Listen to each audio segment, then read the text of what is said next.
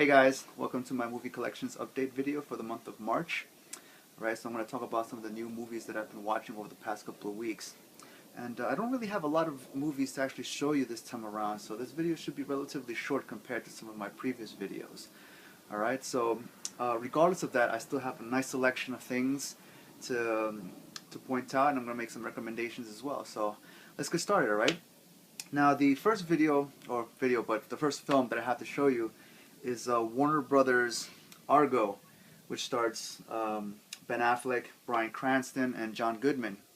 Now, I have to say that this movie is absolutely amazing, and there's a pretty good reason as to why this film actually won Best Picture at the Oscars recently. And I have to say that Ben Affleck did an amazing job directing this film, and I'm just amazed at just how well he manages to transition between scenes, just how he kind of set up shots in order to capture just the pure emotion and adrenaline and real life situations of what these characters are actually going through as they were being held hostage, and how Ben Affleck's character is trying to get them out. Again, just to comment on the fact that this movie is amazing the way it was done, and Ben Affleck did a really great job, directing this film, and even, playing the lead character as well. I was really amazed at, how he fit into this role of portraying this character that goes in there and not really being certain as to whether this plan is going to work, but still goes into it head first and fully believes in it 100% that he can pull this off. And again, everything that happens is really amazing.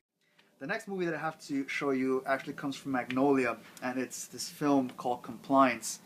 Now, if you've seen my previous video, you've basically heard everything that I have to say about this film. So I'm going to keep my comments pretty short on this one anyway. But it's about this fast food chain restaurant that receives a call from an anonymous person claiming to be a police officer. And this person talks to the manager of this fast food restaurant and tells her that one of her employees is being accused of stealing money from a customer there.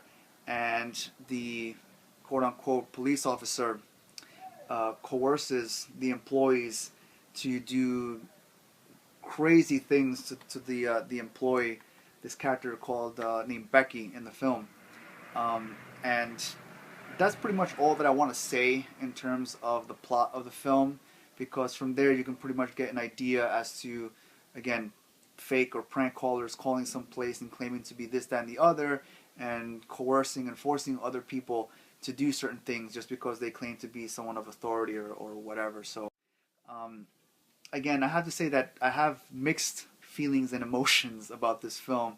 On the one hand, just as a film, it's actually really, really good. A lot of strong emotions, scenery, and everything that happens. But at the same time, my criticism of it is just not so much about the film, but just the fact that the characters that this movie was based on were actually so naive to actually fall victim to something like this, because this movie is actually inspired by true events. So it's hard to imagine that people can't use common sense in order to judge a particular situation and say, you know what, this feels completely wrong, I'm not going to do it, or just ask for more evidence as to whoever's calling to prove to me, or whoever, that they are who they say they are. So that's my only thing, and it has nothing to do with the film. Again, the film is fantastic. I really loved it, for what it was, and the message that it is trying to convey to audiences. Again, that there are pranksters out there that do this kind of things, and unfortunately there are victims, that fall prey to these people. It's sad, but at the same time, as you're looking at it, you just can't believe some of the things that this guy is having these people do to this young woman. It's really unfortunate. It's the other side. I guess the realistic aspect of it is that people unfortunately don't use better common sense, and they fall victims to stuff like this. But other than that, I definitely recommend this film if you haven't seen it. Compliance. The next film that I have to show you comes from Focus Features or Focus Pictures, and it's For a Good Time Call, and it's about these two girls that kind of they knew each other back when they were in college, and because of an incident that happened then, they kind of had a bit of a fallout, and years later they're both pretty much living their lives, and they each separately find themselves in a situation where they needed to move out of their homes because they can't continue to afford, or they're being thrown out of their homes by the super or the landlady. I can't remember exactly who they were being thrown out by. But anyway, a mutual friend that both of these two characters have kind of brings them together to kind of live under the same roof. And a lot of the reasons that they had a falling out to start with kind of start coming back. So they're kind of skeptical that they can actually coexist under the same roof. And, you know, you see some of the things that start happening in terms of how they're beginning to have disagreements because of, you know, how they want to live and how they want to fix up the house and things like that. But that's just like the beginning, just, you know, the middle, you know, the bare beginnings of the film. What ends up happening later on is that one of the characters, this one I believe, finds out that the roommate is actually having kind of like a side business in the house where basically she is a phone sex operator. And she figures out that she's making pretty decent money, and this character actually needs to get a new job because she won't be able to afford to continue living in the apartment. So she agrees to kind of be like a partner, and they both start working in the phone sex operator business, and they start making a lot of money, and they begin to kind of like formulate the friendship based on that. Like they're beginning to rekindle that friendship that once existed, but again, because of that fallout, you know, they kind of deteriorated and fell apart.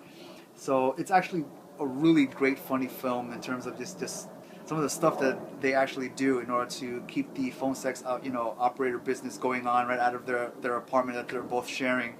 And I have to say that some of the best comedic moments happen when they're actually talking to Seth Rogen, because he makes a cameo appearance in this film, and he's one of the people that's calling the phone sex hotline, and they're both catering to whatever his wish is for a phone sex session, and it's really hilarious basically what happens in that entire scene in there. So the next film that I have to show you comes from Magnolia, and it is Jack and Diane.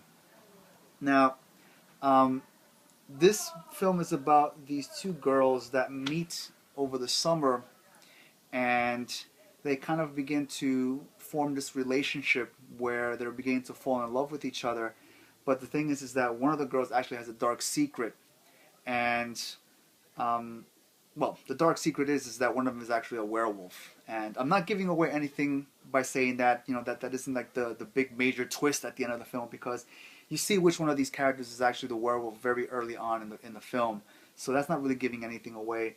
This film basically is more about just how these two characters actually deal with the fact that they have these feelings for each other, and knowing that a lot of people around them probably don't see their relationship as being something that they should continue to pursue, or just having differences of opinions about, again, two females basically, falling in love with each other. But for some reason, they deal with those outside conflicts, and even with some of their, personal emotions towards each other, because they also kind of, have problems trying to figure out how they, want to continue, being with each other, and the difficulty with that. And then there's the other thing about, the werewolf aspect of, like how the one character is trying to control those emotions, which are basically more on the borderline being animalistic emotions as well. And I mean, just to kind of like to summarize the whole idea or scope of the film, it's basically, I would categorize it as a character study film, because it's basically just seeing how these two characters deal with the situation and trying to cope with the idea of really being in love with each other, despite the fact that other people may have objections to that, and even just how they deal with their own personal conflicts that they might have as well, besides the fact of the whole werewolf thing too. But other than that, I would definitely check this movie out. It's a really great film, which also stars Juno Temple, which who was in Killer Joe, and was another movie. She was also in The Dark Knight Rises, where she played Catwoman's kind of like little partner friend, the other girl that was there. That's Juno Temple, so she's in this film as well, and she does a really great job here. So I really liked her in this film. So I definitely check out Jack and Diane if you haven't too. All right. The next film that I have to show you also comes from Magnolia, and it's Nobody Walks, which stars John Krasinski and Olivia Thirlby, as well as Rosemary DeWitt.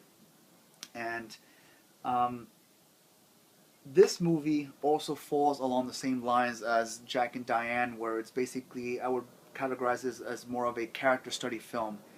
And it's about this character, who I believe she calls herself Martine, which is Olivia Thirlby's character. She plays Martine in this film, and she's basically a filmmaker who comes from New York to, I believe, Southern California to meet with John Krasinski's character, and because they had kind of got into agreement that he would help her do the sound effects and sound editing for her short film project. And there's this relationship that begins to form between the two of them. And the thing that's, about it is that John Krasinski is actually married to, I believe, Rosemary DeWitt's character. And, she has a kid. So he already has a family already, he has that obligation. But when Martine's character shows up, and begins to stay at the house just to get the project finished, and they start working together, he begins to see, who she is, and he begins to like her character, for, how she's kind of like a very much free-spirited person, but she's very pretty much level-headed and like straight as an arrow towards getting what she wants, and he likes that about her. And the more they kind of work on this project together, you begin to see that they begin to have emotions for each other, and that begins to build. And it's just interesting to see just how when one person comes into an already established dynamic, how this one person can have such a profound effect that it affects every single person in that already established family, or that established, foundation that's there. And that's pretty much what happens in this film as well. So that's why, again, it's pretty much like a character study film. Just seeing how Olivia Thirlby's character affects everyone around her, even though she's just there to do a project, but yet, again, she begins to fall, or affect these other people in there. So it's a really great film, actually. And again, this is like, I believe, maybe like the third film that I've seen Olivia Thirlby's character, or Olivia, not her character, but just seen her in it. The previous movie that I've seen her in was, of course, Dread, and I loved her in that movie. And after I saw this movie, it's like, oh my god, I think I'm in love with Olivia Thirlby's character. Not her character, I just in love with her now. So I mean, it's weird, yeah. But I really just enjoyed her character in this film. It's a very honest and open look at relationships, and just how, again, like I mentioned before, how one person can affect an entire dynamic, of people that already have, an established foundation going on. I mean, I don't even know if that makes sense, but, for those of you that have seen this movie or kind of get an idea of what I'm talking about, then you'd understand basically, of what's going on in this film. But again, I really love this one, and I definitely recommend this one for anyone who hasn't watched it. As a matter of fact, I believe this movie won the 2012, this is called the Special Jury Prize at the Sundance Film Festival for 2012. And it's considered probably one of the best American films of 2012 too. And I have to say that yes, it pretty much, I guess, does fall in that category. Again, the story basically is what's really motivating here, and very enticing, just for the fact that it provides a very honest look at relationships, and how characters deal with the fact that something is going on, and maybe they need to either remove themselves from it, or maybe there is something there that they can pursue, and just how it affects everyone that's involved in that. So definitely, I definitely recommend this film if you haven't already seen it. It's called Nobody Walks, by Magnolia. So definitely recommend that one. The next film that I have to show you comes from Universal, and that is Silent Hill Revelation, which is the sequel to Silent Hill, which I believe came out, I think, maybe 2 or 3 years ago. And it pretty much just picks up right where that last film left off. No, I'm sorry, I take that back. Because basically, I believe there's about an 8-year difference between the last film and this one. Because the main character of the little girl in the first film, she's older right here now. Now is older, and she actually changed her name to Heather. for this film. And what happens here is that she still has nightmares about Silent Hill, but she and her father have kind of been, moving around from town to town, trying to escape authorities and as well as trying to get further away from Silent Hill. But her father ends up getting kidnapped and taken back to Silent Hill, and basically she decides to go back to Silent Hill herself to try to find and rescue her father. And that's pretty much the gist of this film. And along the way, of course, they find new monsters that start attacking her and things like that, and how she tries to survive until she reaches her father. And I have to say that the depiction of hell in Silent Hill for this movie is a lot better compared to the depiction of hell the way it was done for the original or the first Silent Hill film. And I have to give credit that they did a really good job, creating this very visceral, guttural look of Silent Hill in this film. I mean, I have to say that it's actually was fun. I mean, it does have its problems, mostly having to do with continuity within the film itself. I mean, there's certain things that just happen, and then for some reason on another scene right afterward, it's kind of like the opposite is being done. Right, so it's kind of weird. I mean, there were a few instances where dialogue just didn't match up, so you kind of have to pay attention for those. But for the most part, just the visual representation of Silent Hill is actually really creepy in this film, a lot more so compared to the original, like I mentioned before. So I definitely like. I tend to kind of show a little favoritism to a lot of the video game film adaptations, more of the recent ones like Resident Evil and of course Silent Hill. But again, it's a pretty decent sci-fi-ish horror, paranormal type of film that's based on a game, and it's actually based on the third game in the actual Silent Hill franchise.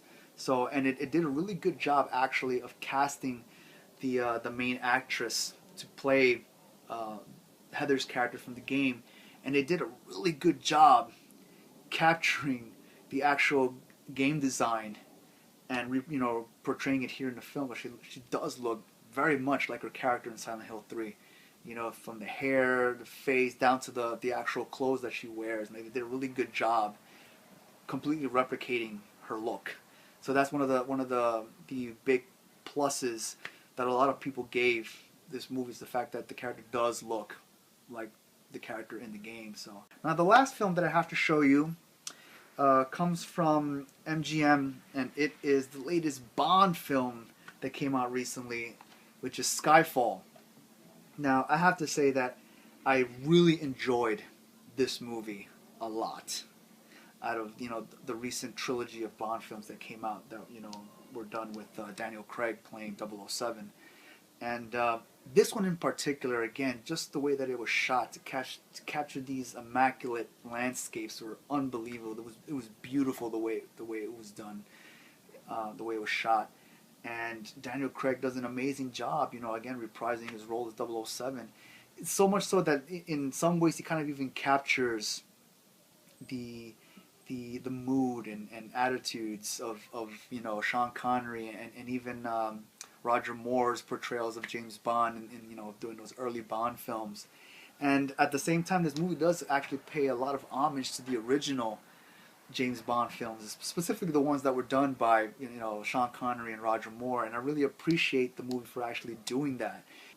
And the film basically is about 007 trying to help M stop a terrorist plot from an old agent that was, I believe, was thought to have been dead, but of course wasn't. And this particular rogue agent now that used to work for MI6 is trying to completely destroy MI6 from the inside out. And this person, this rogue agent who's played by Javier Bardem, pretty much elaborates this amazing scheme or plan to try to destroy MI6 and kill M at the same time, and basically 007 is trying to stop him from doing that. So again, a lot of the visuals in this movie are fantastic.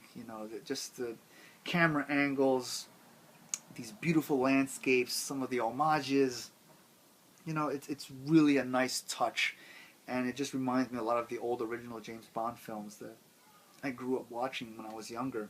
So I definitely recommend Skyfall if you haven't seen it. And that's pretty much it for this video that I have right here. Like I said, it was going to be pretty short because those are the only films that I had a chance to watch right now.